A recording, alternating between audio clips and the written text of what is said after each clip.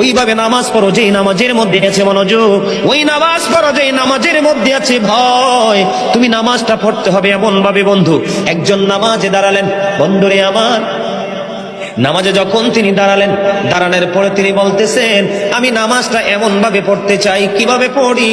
কই আমি নামাজটা এমন ভাবে পড়ি, যখন আমি নামাজে দাঁড়াই আমার কাছে মনে হয় আমি ফুলচেরাতের পোলের উপর দাঁড়িয়েছি।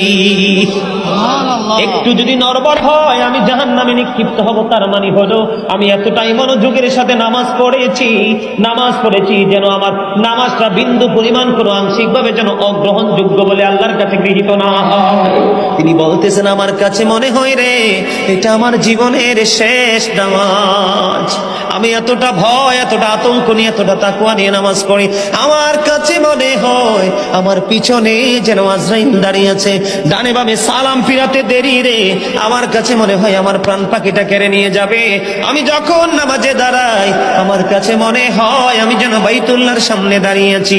আমার কাছে মনে হয় আমার ডান দিকে জান্নাত অবস্থিত, বাম দিকে আমার জাহান্নাম অবস্থিত।